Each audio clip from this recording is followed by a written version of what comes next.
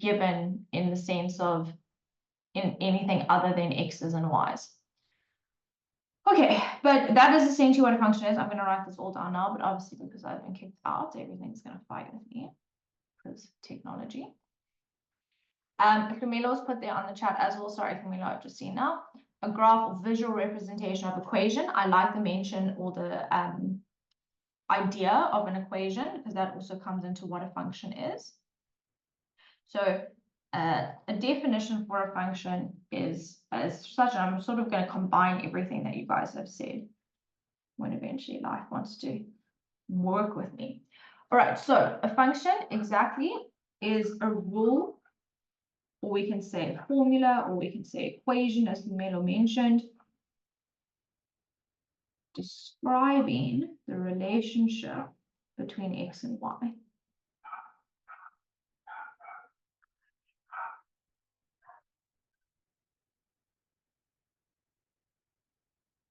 My dog's barking, I do apologize. It's very noisy today.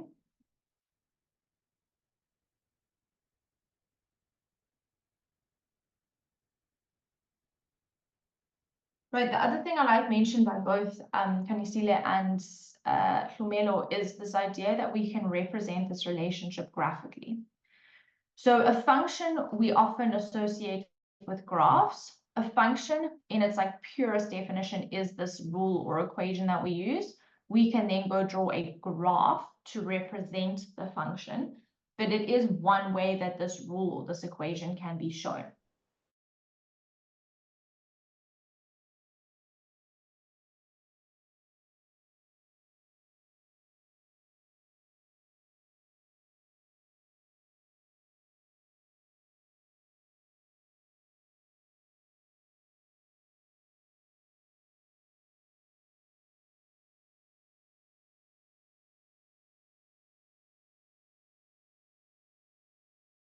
Guys, I'm really sorry. I wish I could tell you what is happening. I'm going to try and figure out what the issue is.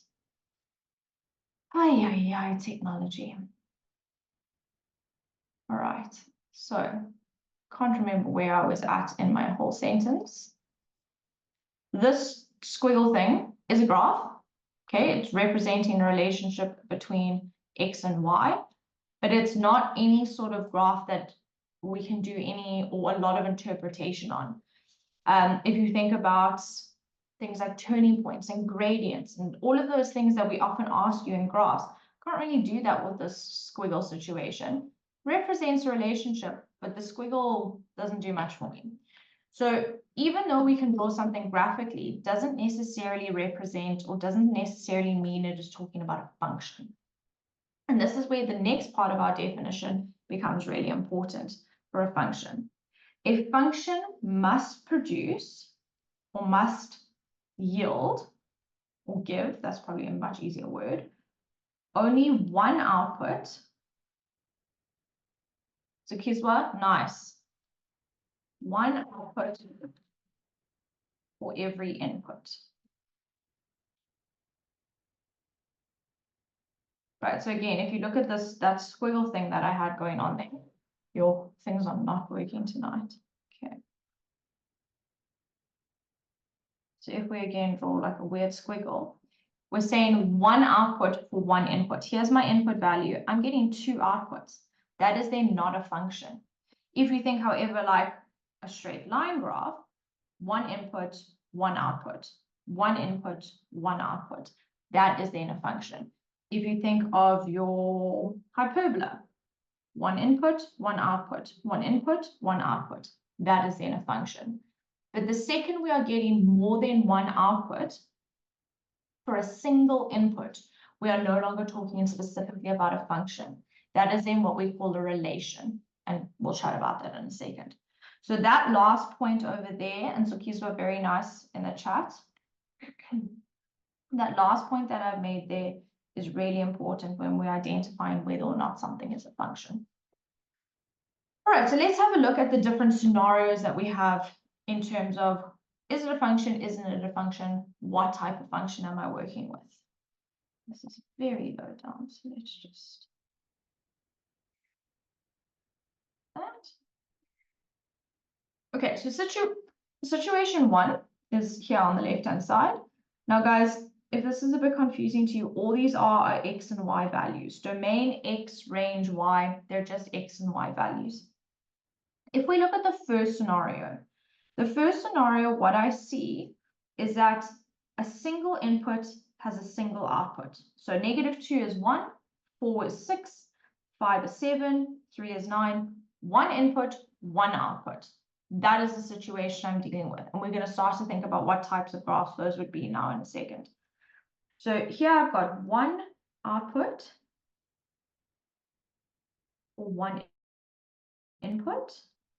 If you want to use x and y instead of input and output, that's obviously absolutely fine. Probably makes a bit more sense given the context.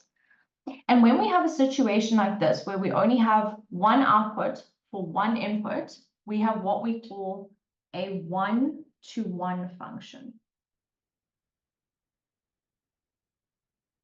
One input, one output. Now there's lots of different examples of one-to-one functions.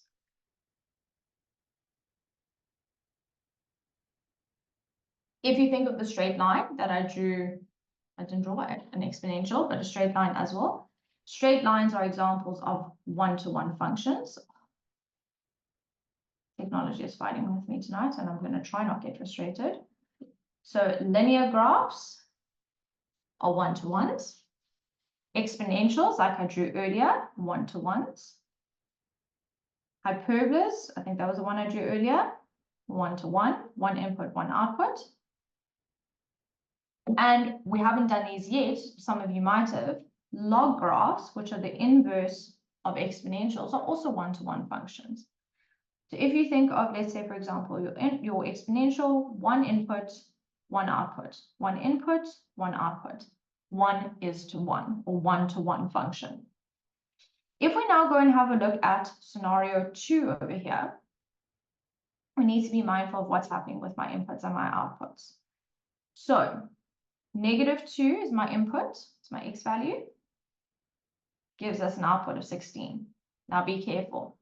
Both 0 and 1 as inputs give us the same output. We'll discuss what that means in a second. And then 3:7. So before we start doing like a definition of this, let's think of something like a parabola. Okay, so here's my parabola. If we go and have a look and say, for example, I'm actually going to draw it according to those inputs there.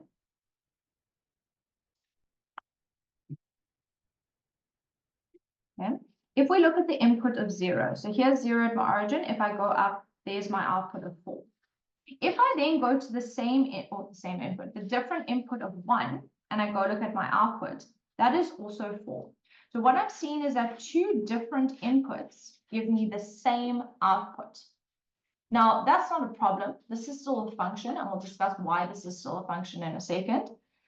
But we can have a situation where two different inputs give us the same output. There is no issue with that. No problems. Now, because we've got two or multiple multiple inputs giving us the same output, what we have here now is a many-to-one function.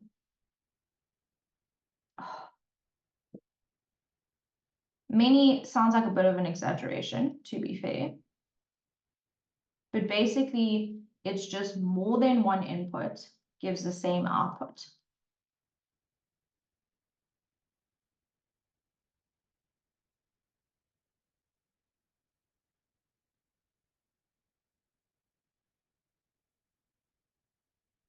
Okay, so here, two different inputs, 0 and 1, gave us the same output of 4. That is not a problem at all. It's still a function.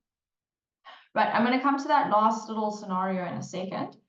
But essentially what we've established in these two are two different types of functions, a many-to-one and a one-to-one.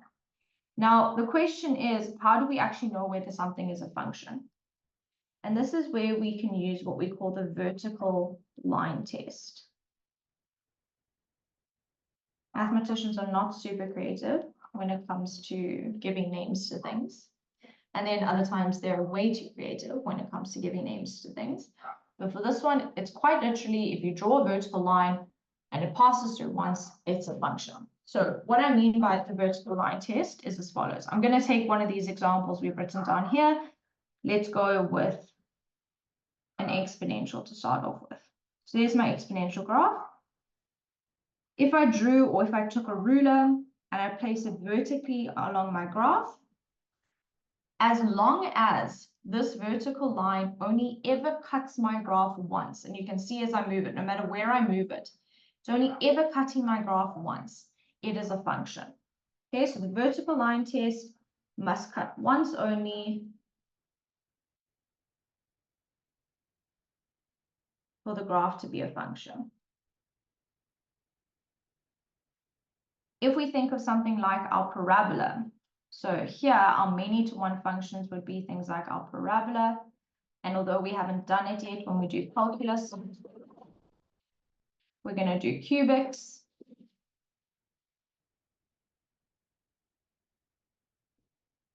A cubic function is also many-to-one. So if we have a look at, and I'm going to use a parabola because that's one that we know. There's my parabola. I'm going to take my vertical line. Here it is. And no matter where I move this vertical line, it must only cut my graph once. So there it's cutting once, still cutting once, cutting once, cutting once, cutting once, cutting once. It only ever cuts my graph once. Because it only ever cuts my graph once, I have got a function. So the vertical line test is used to determine whether or not something is a function. If it was not a function, the vertical line would cut more than once. So if we think back to my beautiful squiggle of earlier, it's not a great squiggle, but we'll just roll with it. This squiggle, if I now do my vertical line is cutting multiple times. And because it's cutting multiple times, this is not a function. Now, if something is not a function, it is what we call a relation. And a relation is basically just a set of coordinates. It's still x's and y's, it still can be graphed, but it is not specifically a function because we do not have a situation whereby, as we said earlier, we get only one output for every input. Here, this input gives multiple outputs. That's not a function. If I go back to my parabola, this input gives one output. I'm happy with that.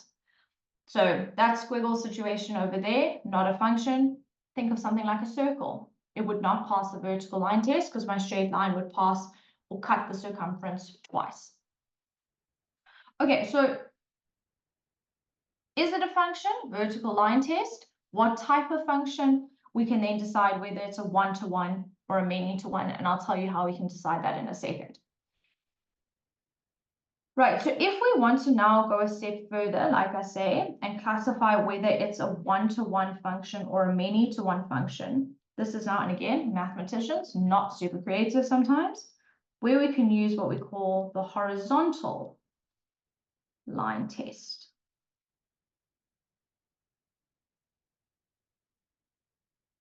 So if you have a look at your exponential, here's my horizontal line. It cuts it only once. And so what that means I'm working with is a one-to-one function. It only intersects once. If we go to our parabola and we consider the horizontal line, and you can put it anywhere you want, I'm just placing it there.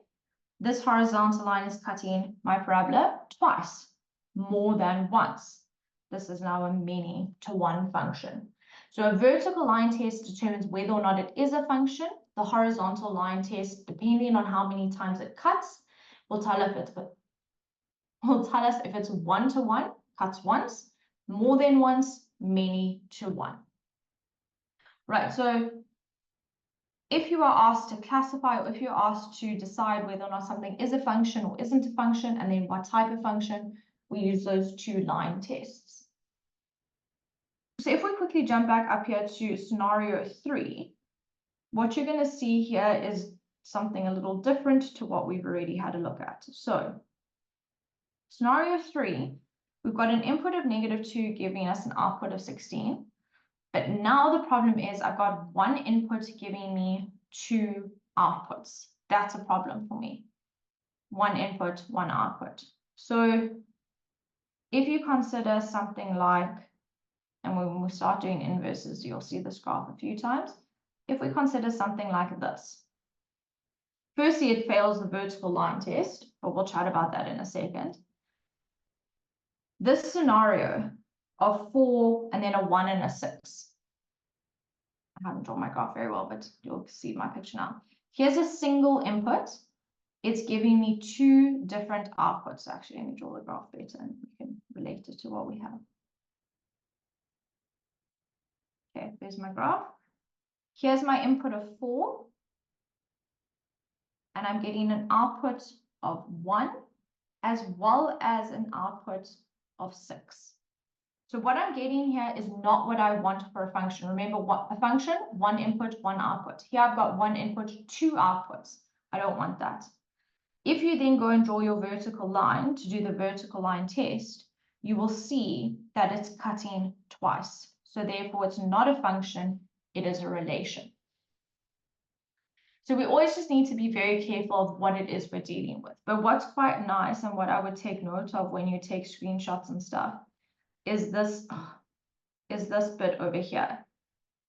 These are the graphs that fall into one-to-one and many-to-one. So if I give you a parabola and I say, what type of function is it? You can immediately tell me it's many-to-one.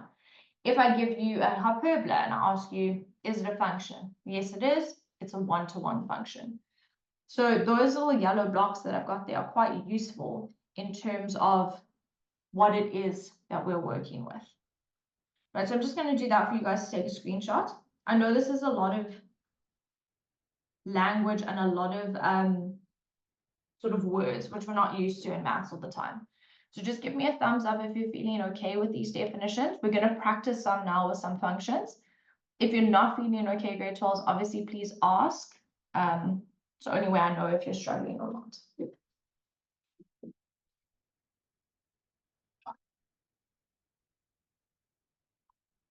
Thank you, Emmanuel.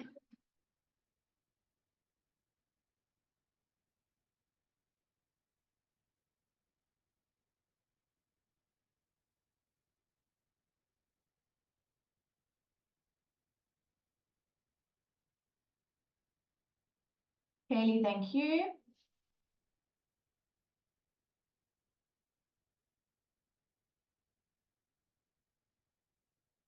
Okay, guys, like I say, if you've got questions, just ask, but I am going to move on. So let's have a look at some examples of whereby we want to classify if they are functions or relations, and then depending on that answer that we give, whether or not they are a one-to-one or a many-to-one. All right, so firstly, we have to start with, are they a function? Because if they're not a function, I'm not going to be able to do the horizontal line test because there's no point. It's then not a function. So I start with my vertical line. So here it is. You could just use a ruler or you can just imagine it. Anywhere I move this vertical line, it should only ever cut my graph once. So hopefully what you see is that no matter where I put this vertical line along my graph, all the way to negative infinity, all the way to positive infinity, it's only cutting my graph once.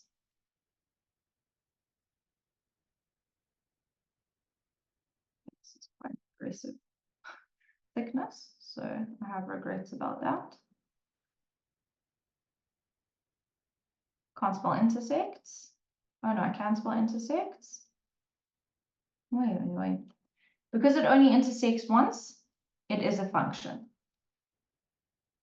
Now we can decide what type of function it is. In order for us to decide what type of function it is, this is where we now need a horizontal line. So here's my horizontal line. Very aggressive as well, but anywho. If when I move this horizontal line, it only intersects with my graph once, it is a one-to-one function. So hopefully what you see here is that no matter where I put this horizontal line, it only ever cuts my graph once. And so that means I've got a one-to-one function.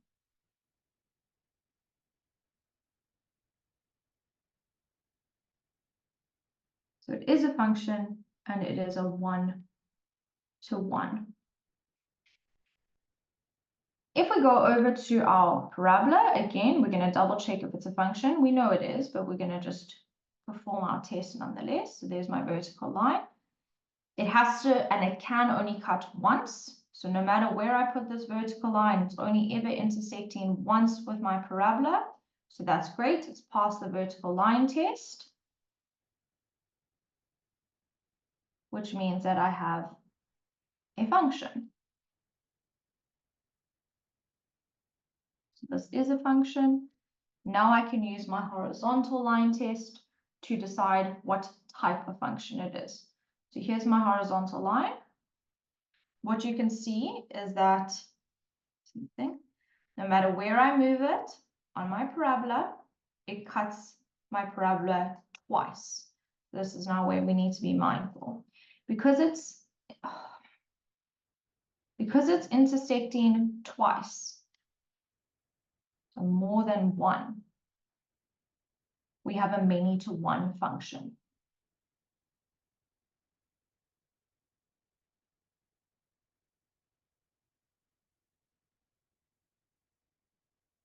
Okay, so again, vertical line test whether it's a function, horizontal line test if it cuts once, one-to-one, if it cuts more than once, so twice, three times, whatever times, it is a many-to-one function. All right, so with that being said, I want you guys to try for me question C and D. So tell me, is it a function? And if it is a function, what type of function? If it's not a function, just remember it is then a relation.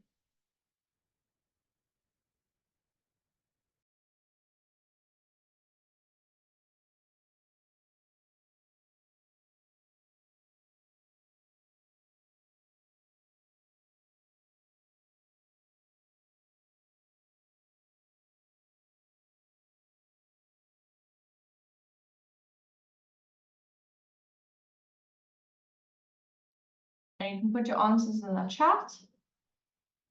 See what we get. Just remember to number them C and D.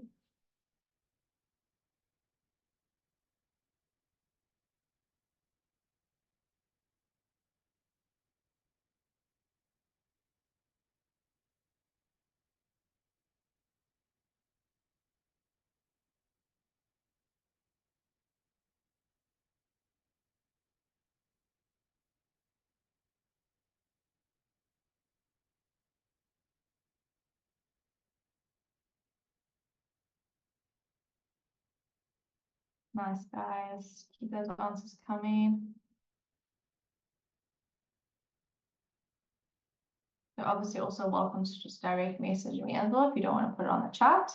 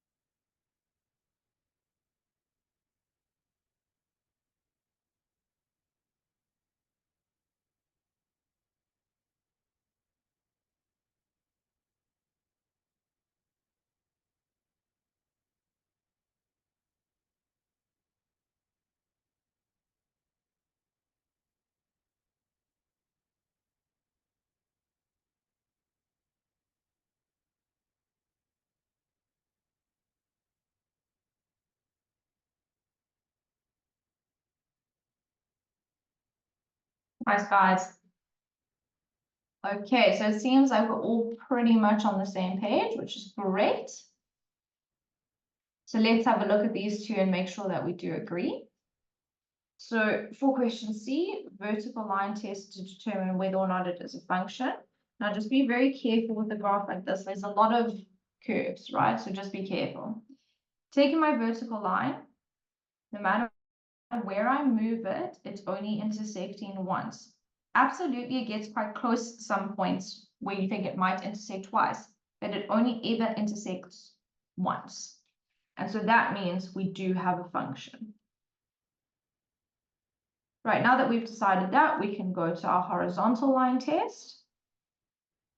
And what I want to point out about your horizontal line test is, even though right down here at the bottom, it's intersecting once, and right up here at the top, it's intersecting once, there is a portion of the graph where this horizontal line cuts 3 times in some places, So yes, there are portions where it cuts once, but because we've got a section here where it cuts 3 times, it is a many-to-one function. Like I said, this is a cubic graph, and we are going to learn about cubic graphs in calculus. We now go to D, vertical line test. It's failing, unfortunately.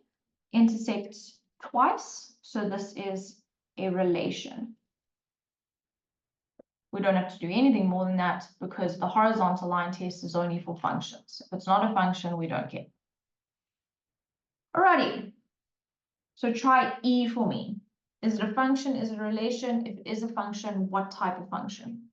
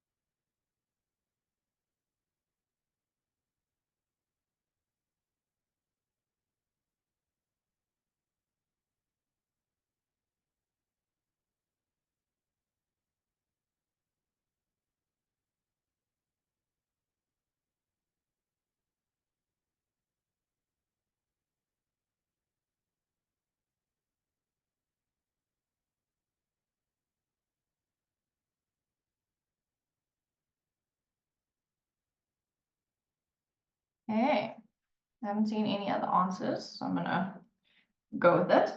So we start with the vertical line test. Fortunately, we can see it is failing because it intersects twice. So this is a relation.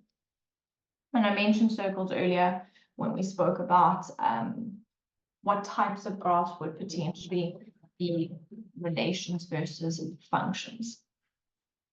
All right, guys, so it's going to be a little small, but we're going to make it work. You can take a screenshot of those 5 if you want.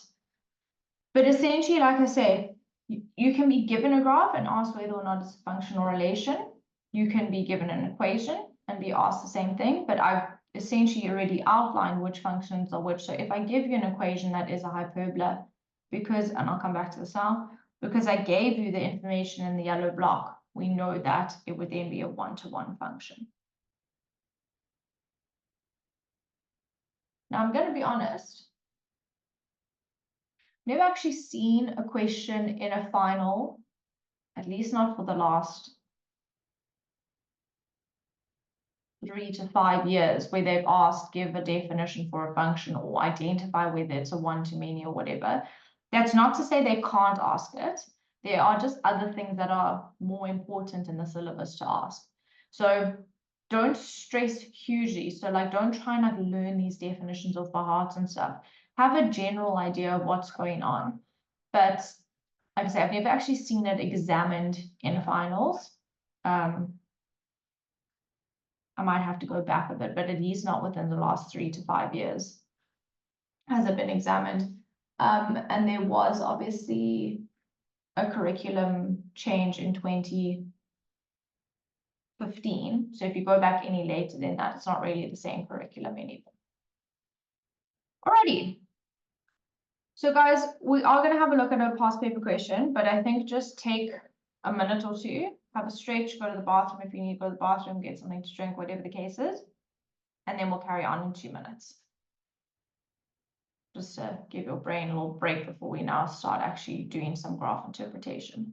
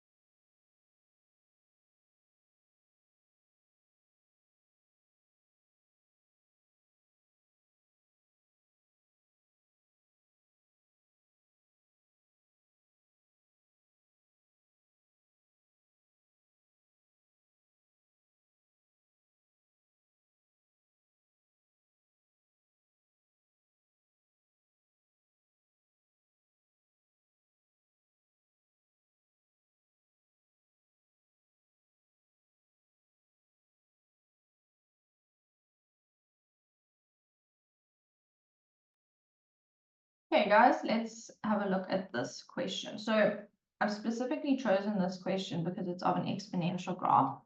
And you're going to see on Monday, how to get my days right, we're going to start talking about inverse functions. And the inverse function that we talk a lot about is that of exponentials. And so we need to have a really good foundation of our exponential functions before we can even start to think about inverses. So it's really good if you've got the time to just go over your exponential functions notes or some exponential functions questions. And this is why I've got this one here, because it's going to prepare us for what we're going to start on Monday. So this question, as you can see, was actually taken from last year's final paper. As I told you on Monday, your functions questions are often questions 4 to 6. Don't know why it became an arrow, so whatever. Often questions 4 to 6 or 4 and 5. It depends how the paper's been set. But that's when you can expect the functions questions to start. And as I've already explained, most of the functions questions are based on the grade 11 work. Obviously, there are grade 12 functions in there with the inverses and stuff, but a big bulk of it is grade 11 functions. Now, this question, I haven't got here in its entirety. So if you do have the paper, if you look at the paper, you will see that question 4, there are more questions to it. But it deals with inverses, which we haven't yet dealt with. So we'll get there. But for now, I'm going to do part of this question because it's going to help us when we start talking on Monday. So if we have a look here, we've got sketched below is the graph of f of x equals 2 to the power x minus 4 for x element of negative 2 to 4. A and b are respectively the y and x intercepts of f. So that should say and. But we all know what I mean. Okay, so before we start any question, and I've said this to you before, just analyze what is going on.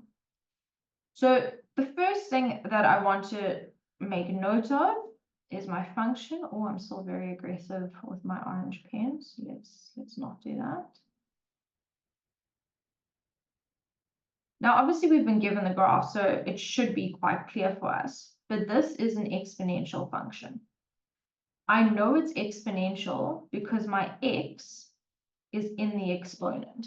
That's where the unknown sits, so it's an exponential graph. The next thing I want to just bear in mind about this graph is the fact that I've got this -4 here. Now remember, this represents our shift up or down. It also represents our asymptote. So when we get to the graph in a second, that's going to be useful to us. Moving along in my information, I was also told that x is an element of -2 to 4. Again, very aggressive with the pen. Now, what's actually happened here is we have restricted the domain. And you can see that on the graph. So if you have a look at your graph, the -2 is included because there's a square bracket. And if you go to where x is -2, there's a colored in dot at the end of the graph. 4 is not included because of the round bracket, excuse me. And you can see that on the graph with the open dot. So here we've actually restricted the domain. And like I said, it would have been important for questions later on, and we'll do those questions once we've done inverses. But in this case, it is important to take note of the fact that this x element of thing is a restriction on your domain. We were then told that A and B are respectively the y and x intercepts. Bit confusing because it goes A and B and then y and x. So A is your y-intercept. Also, you can see it on the graph, so it's not too tricky. And then B is your x-intercept. And that's all shown on the graph. Right, if we now go to the actual graph, remember we said that that -4 in the equation gives us the asymptote. So down here, we can see our asymptote for our graph. And we already know that this is at y is equal to -4 because we know that the graph has moved 4 units down. So this is all the information we've gathered from the question, from looking at the graph, etc., etc.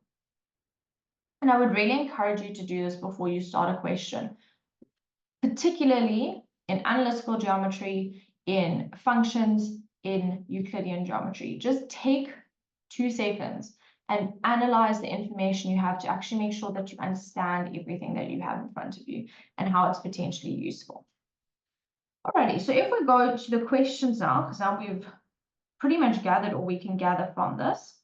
The first question says, write down the equation of the asymptotes of f. Now, if you think about the fact that we just took 10 seconds to analyze what was going on, we have that equation. We know that the equation of my asymptote is y is equal to -4.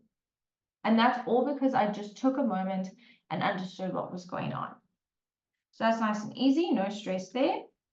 The second question is asking us to determine the coordinates of B. Now remember, B is your x-intercept. So can someone remind me, how do you work out the x-intercept of any function? Any function, how do we do it? You can unmute yourself or you can put your answer in the chat.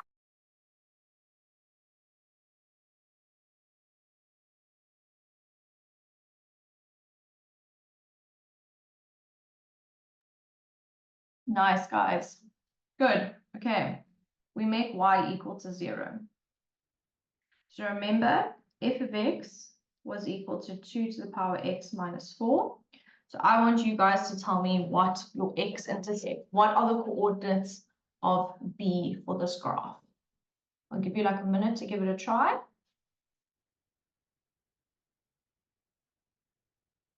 What are the coordinates of B, which was your x-intercept?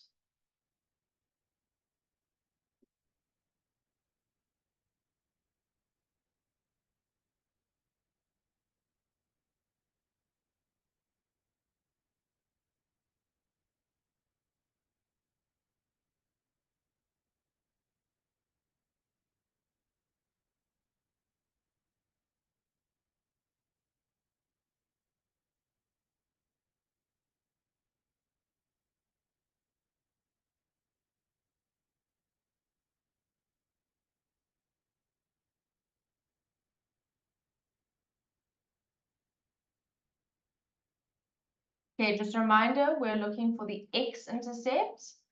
There will be a question about the y-intercept or the use of it in a second or two, but x-intercept.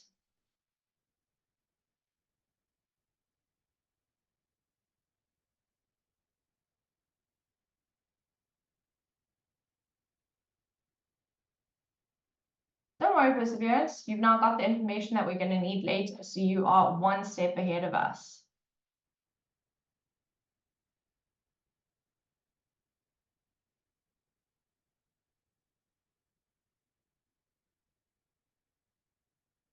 Okay, it seems like most of us have an answer, which is awesome. Now, guys, remember you're dealing with an exponential function, so exponential equation knowledge is important. So we make our y value equal to 0.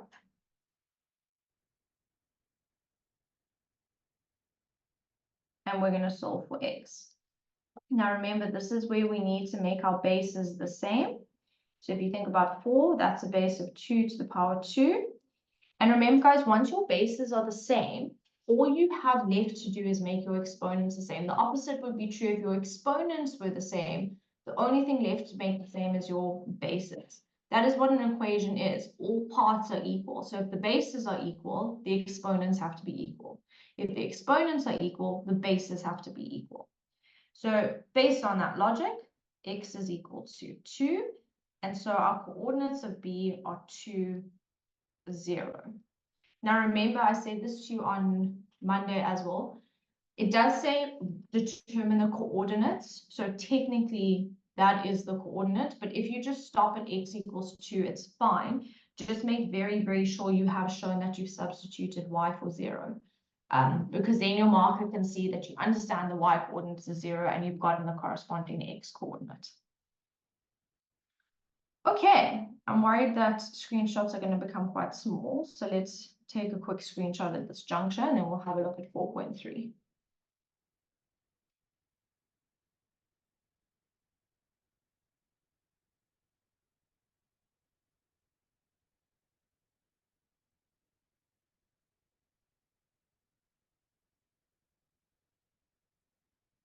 Okay.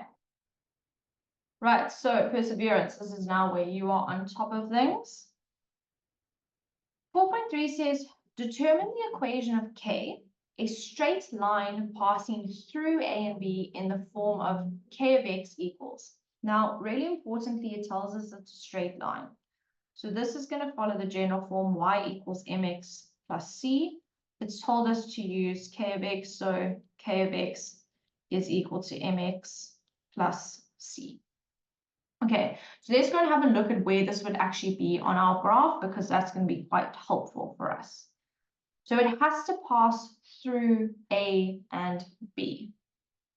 If I draw a straight line through point A and through point B, we're going to have something that looks, it's not my best straight line attempt in the world, but it's going to work.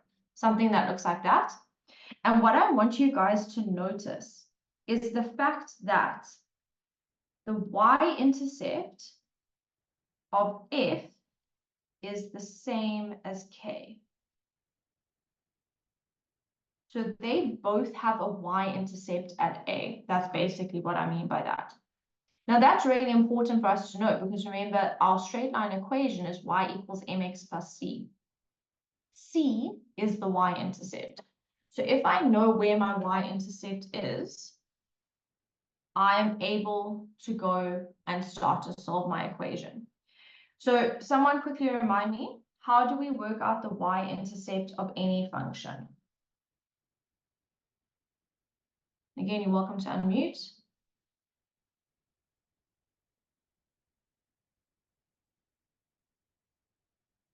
Nice, guys, well done. So we're going to make x equal 0. So quickly go work out for me what the y-intercept is here. Now you will have to use f of x, because remember that's the only equation we know, but we know that the y-intercepts are the same. I'll just write f of x as equation again for you in case you've forgotten.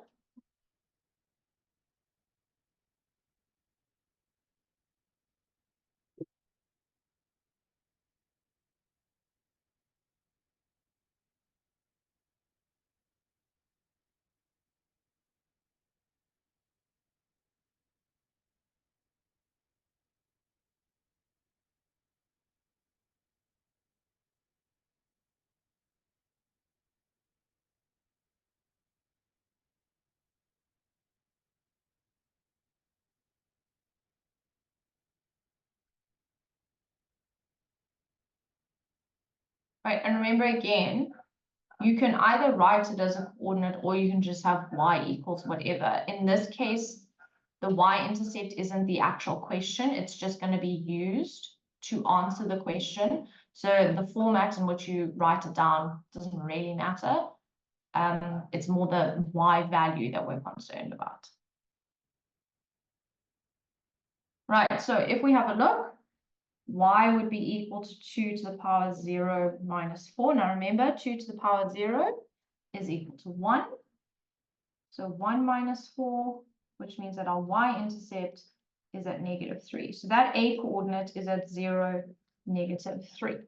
Now that's great because now we know what the c value is in our equation, which means that we can say k of x is equal to mx minus 3.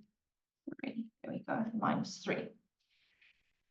Now there are two ways that you can go and get your m value. I'm going to show you both ways. You decide which is which or what you prefer. There's just a question of, please explain again why we're using the y-intercept in this question. Okay, so just quickly back up to our graphs. We are looking for the equation of the straight line here, AB. Now, because it's passing through point A, the straight line will have the same y-intercept as f. So the straight line and the exponential have the same y-intercept.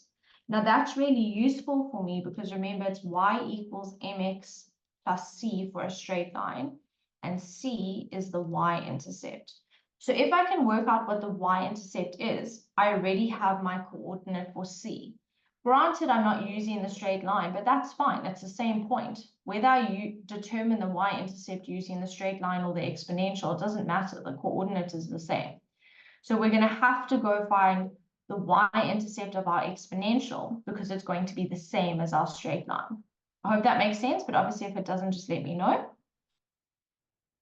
Right, so now that we do have that information, we can go and find m. So like I said, there's two ways that you can do this. Option 1 is to say, okay, I know what c is, I've worked it out, and that was through the use of my y-intercept. I also know that this graph goes through the point B, which was 2, 0. We worked that out in the previous question. So if we go and substitute in that point of 2, 0, we're able to solve for m. So this would give me 3 is equal to 2m, and so m is equal to 3 over 2. So k of x is equal to 3 over 2x minus 3. And I've got my equation. Alternatively, if you don't like that, I'm not sure how many of us would go to that option off the bat. Remember that you've got your gradient formula. Now with your gradient formula, you need two coordinates, but we have two coordinates. We know it passes through A, and we know it passes through B. So you can use your gradient formula to work out m. If this is 1 and this is 2, y2 would be 0 minus -3 over 2 minus 0. 0 minus -3 is positive 3 over 2. So m is 3 over 2. You end up with exactly the same answer. K of x is equal to 3 over 2x minus 3. All right, so whichever way you choose to do it is up to you. It makes no difference whether you sub in the point or whether you use the gradient formula. You get exactly the same answer. So there's no difference in terms of the answer that you're getting. It's just a different method. You decide which works for you. A couple of years ago, I would always go to the gradient formula, and that's fine. I do think it takes a bit longer and there's more room for error if you mess up your signs. But if that's what you're comfortable with, that's what you use. If you're happy to just sub in a point and solve for m, that's what you do. So remember in maths, there's not only one way to do something. As long as mathematically your working out is correct, just because it looks different doesn't mean it's wrong. It's just another way to do it. All right, so that was our straight line equation. Because there were 1 or 2 questions on this, can I just make sure everyone's happy? Can I just get a thumbs up, thumbs down?